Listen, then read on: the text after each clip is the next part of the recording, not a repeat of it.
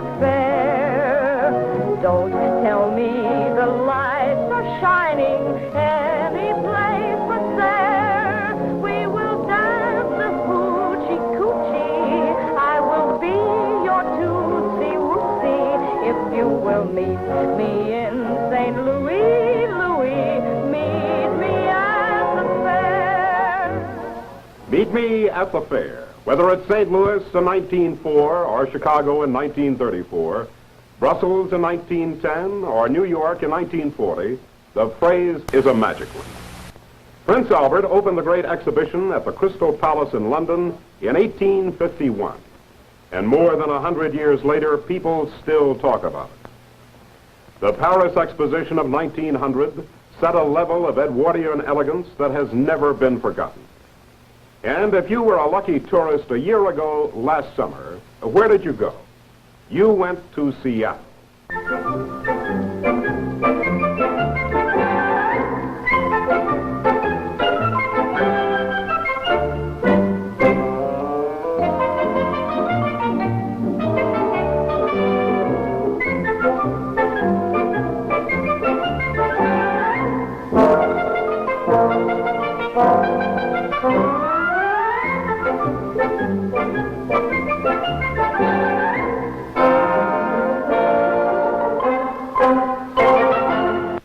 Meet me at the fair.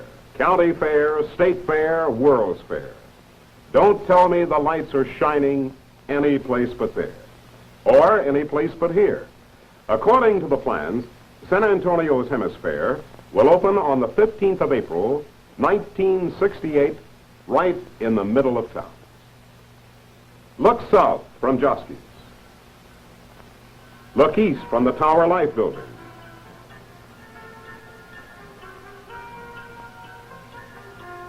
Look west from Victoria Plaza.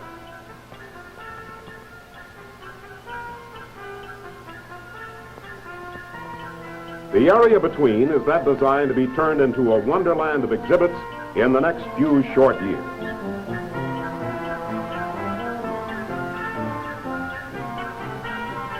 Hundreds of buildings will come down, of course. Dozens of others, the oldest and the best, will be retained for use as exhibition halls and offices and meeting places. 64 acres of land presently slated for urban renewal will be renewed in truth, made a living and exciting part of the community. And not just for 184 days of a fair. All fairs leave a legacy of permanent buildings for the use of the cities which created them. The Seattle Fair left the city of Seattle a cultural center, a science museum, and a symbol which will, from now on, mean Seattle to everyone. In Dallas, the Hall of State, built for the Texas Centennial Exposition of 1936, continues to attract thousands each year. Chicago's world-famous Museum of Science and Industry has stood ever since that city's World's Columbian Exposition in 1893. And the Eiffel Tower, built for the Paris Exposition of 1889, is one of the most famous structures in the world.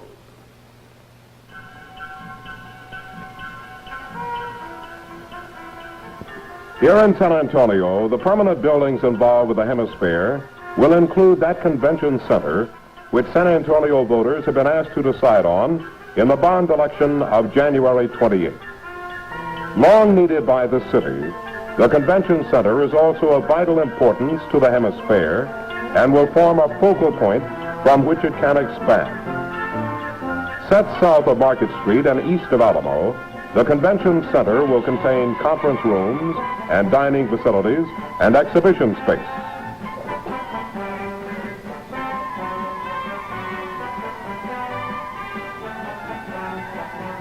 It will have a 2,500-seat theater for the performing and creative arts, a theater which will once again give those national touring companies which used to arrive in our city every year a place to appear, and even better, a place in which to be heard. The center will also include an auditorium large enough to accommodate major conventions, an auditorium seating better than 10,000 people. Near the convention center, a national monument, which may well become a national shrine, will be erected.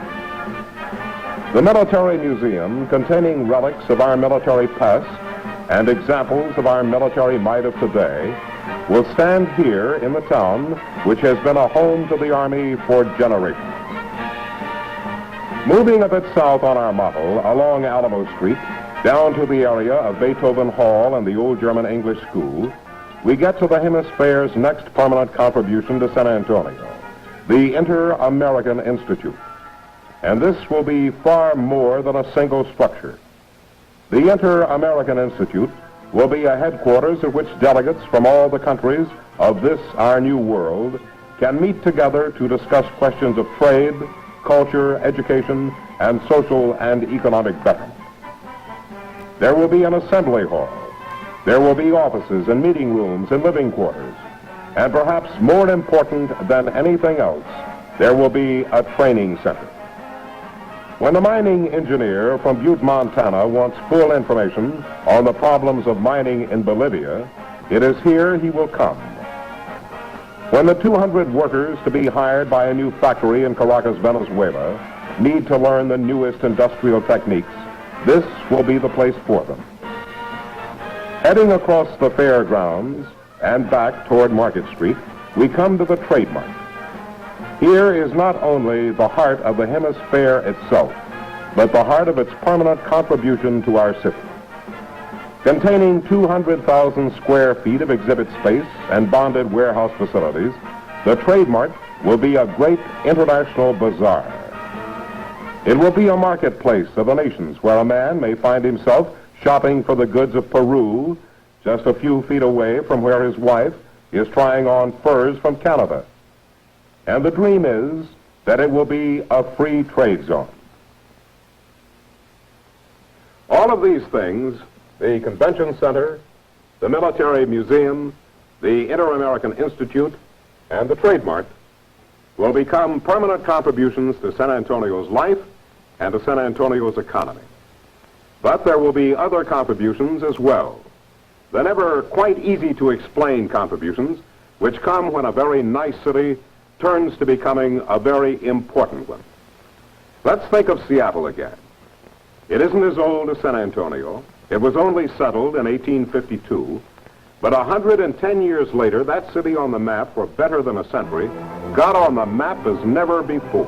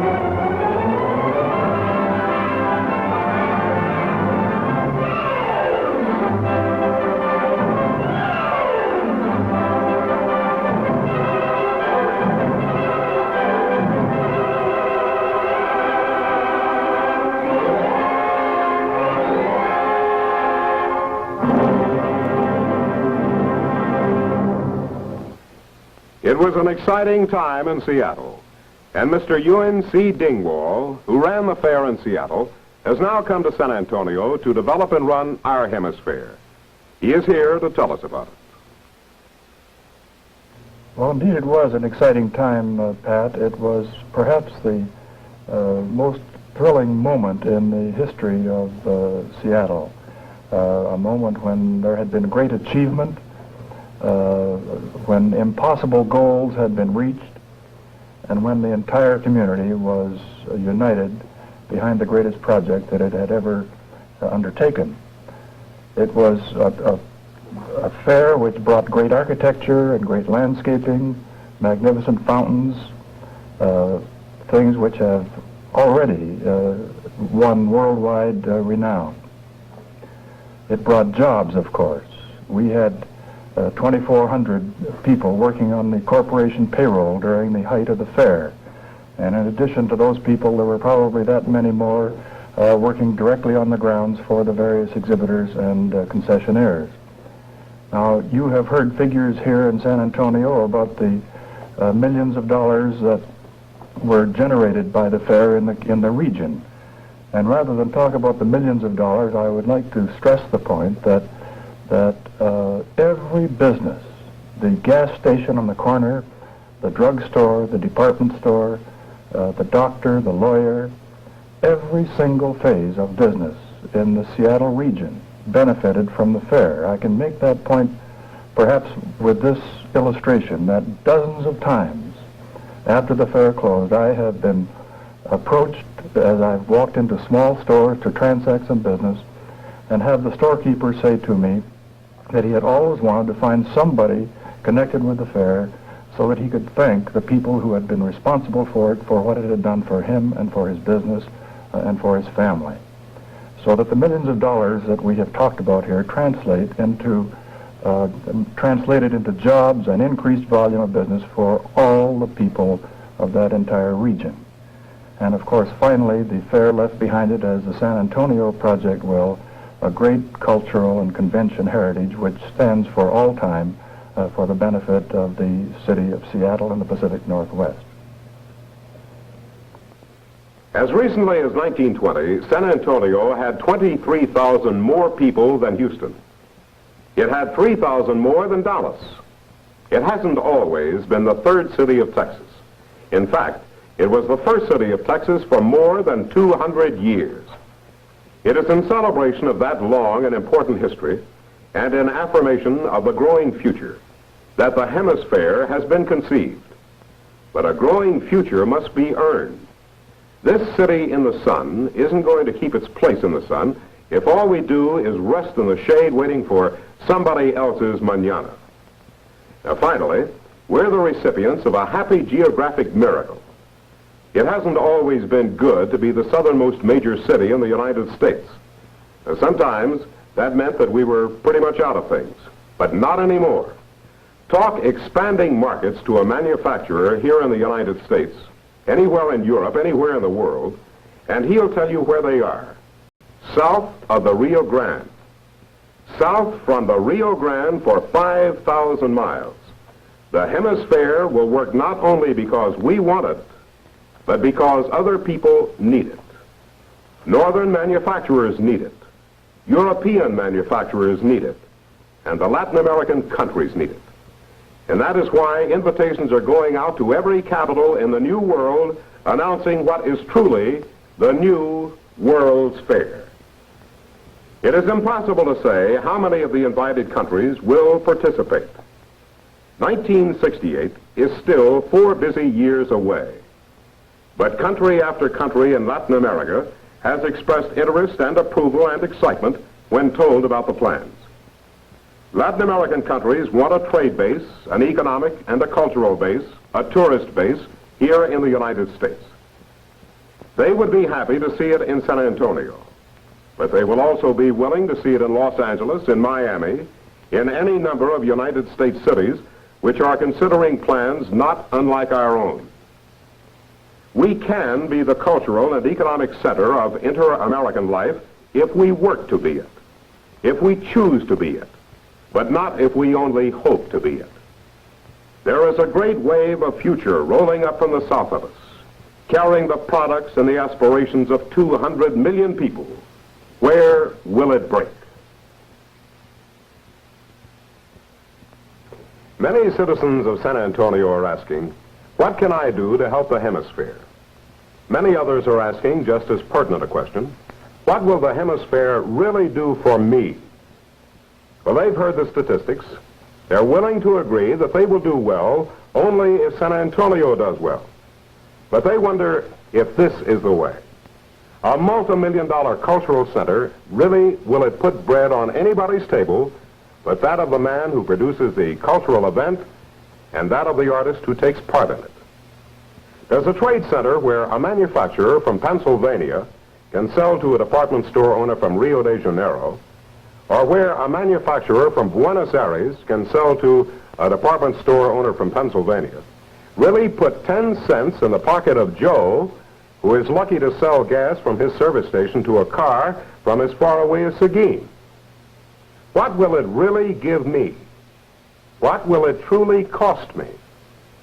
These are questions people are asking. In particular, they are asking about the big bond issue of January 28th. It is a big bond issue. Just how is it tied to the fair? Mr. L.H. Hudson, president of the San Antonio Chamber of Commerce, is here to answer. The bond issue to be voted on next Tuesday, the 28th of January, is for a number of civic improvements, indirectly tied with the HemisFair, as they are tied with all aspects of San Antonio's progress. But not one penny of that bond issue is for the HemisFair as such. The cost of the HemisFair, as far as the individual San Antonio taxpayer is concerned, will be the price of admission and nothing more. The proposed convention center, which will occupy ground on the HemisFair site, will belong to the citizens of San Antonio and will be rented by the HemisFair Corporation for a period of 6 months in 1968, just as it will be rented by other organizations in the future. The need for this center has long been established and has been established completely apart from the needs of the HemisFair.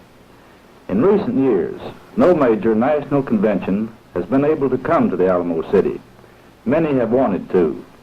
For example, the Lumbermen's Association of Texas needed 65,000 square feet of exhibit space, $450,000 lost. The American Association for Advancement of Science needed 40 small committee rooms. We didn't have them. $576,000 lost. More than $1 million lost to the community. But what they needed more than housing, more than recreation facilities, more than beautiful weather and pleasant surroundings, no matter how much they might have enjoyed those things, was a single building where all delegates could meet at once. San Antonio has not been able to supply such a building, not until now. Back in 1919, the city of San Antonio voted its first big bond issue. It was for almost $4 million, and it included funds for that civic center adequate for the needs of its time. The building you know is the Municipal Auditorium. On January the 28th, you are being asked to vote for a new convention center to meet the growth of the 60s and capitalize on the multi-million-dollar convention business. You are being asked to invest in tomorrow. Mr. Hudson informs us that the citizens of San Antonio will not be paying for the HemisFair, but the statistics inform us that the fair will cost better than $80 million to build, more millions to run. Now, if we aren't paying for it, then who is? How is such an enterprise financed? Mr. Dingwall is here to answer. Well, Pat, the financing of a fair, as distinguished from your permanent center, really falls into three general categories. The first one, San Antonio business leaders and labor leaders already have achieved, and that is the underwriting program which will carry forward during the next 4 years the pre-operating aspects of this project, the promotion of the fair throughout the world, the lining up of exhibitors, the carrying on of a worldwide publicity campaign, and so on. This is made possible by the funds put up in advance by the businessmen and labor leaders of San Antonio in the most remarkably brief period that I have ever heard of any financing project in the history of this country. It was simply an astounding achievement. Second, the additional investment in the fair will come from those private industries and governments and other agencies who decide to participate in the fair. For example, the monorail in Seattle, widely publicized, was put there at a cost of $4 million by private enterprise. The Space Needle, perhaps the most dramatic symbol of the Seattle Fair, was financed by private enterprise at a similar cost, $4 million. The government of the United States financed a $10 million permanent structure and science exhibit. Great Britain and IBM and various churches, all kinds of participants added to that investment to create the fair itself. Some of these investments are temporary, some of them are permanent. But that is where the $80 million estimate comes from. It is our hope that the total investment to create a great show here will be in that range. Now, the operation of the fair itself, once the gates are open, comes from the revenues generated by that business. There are admissions charged, there are souvenirs sold, food sold, all manner of business transactions dealing with the operation of the fair itself, and that money will be the money with which the staffing of the fair and the operation of the fair will be carried on. It is a business. It's a unique type of business, but it must be run on sound business principles, and if it is, I think we will have the same result here as we had in Seattle, with a comfortable operating margin at the conclusion of the fair, which can be used for the enrichment of the San Antonio Center. Well, of course, that seemed to offer the answer then to the question about the individuals and the organizations that have pledged money. They do stand then to make a profit on the fair if it is successful. Well, I would say that they are in the same position. Those who put up underwriting are in exactly the same position as any other business or professional organization in this area. They will make money because the fair is successful and it will generate new business in the community. They will not make any money out of the underwriting investment they have made to support this venture in advance. This is risk capital. They will be paid interest on it, but it gives them no special position in the operation of the fair. It would seem that an undertaking as ambitious as the Seattle Fair would necessarily generate a great deal of controversy. Yes, it did. So? Yes, it did, and I suspect that the operation of the HemisFair may do some of the same. And the reason for that is that a fair of this magnitude is a very serious and large community undertaking, and it is a natural thing that there will be some differences of opinion in the community. And as far as I'm concerned, and for my money, that kind of discussion, if it's healthy and vigorous and spirited and dedicated to the advancement of the community, can be a very real source of strength for the fair, because when the fair opened in Seattle, and I suspect this will be true here, all of the people who had doubts and who had been critics felt that they owned the fair because they also were very proud of it, and I think they felt that some of the questions they had raised had helped us to clarify our policies and do a better job. Well, there has been some question about the use of urban renewal funds for the purchase of land for the fair. Can you explain how this works? Well, I think the question is a good one to ask, but I don't think it really has any validity. I think it has clouded the issue here somewhat. Urban renewal funds are not being used for the HemisFair in any respect. They are being used to secure land for a permanent new center for San Antonio.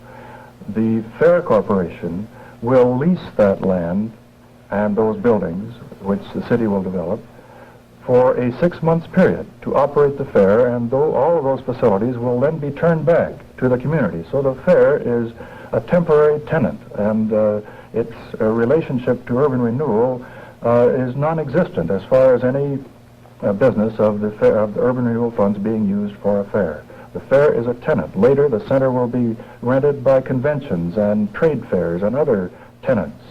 But the urban renewal funds are making this entire new venture possible because they are acquiring permanent lands for permanent new convention and cultural facilities. You're looking at a few square feet of paper and cardboard and paste. You're looking at tomorrow shown in the only way that today can show it, as a model. Or, to put it another way, as a dream. But tomorrow is always a dream. And a bright tomorrow can never be more than a hope until it occurs. The same thing was true in Seattle. First, there were plans. And then, as the plans turned to fact, there were jobs.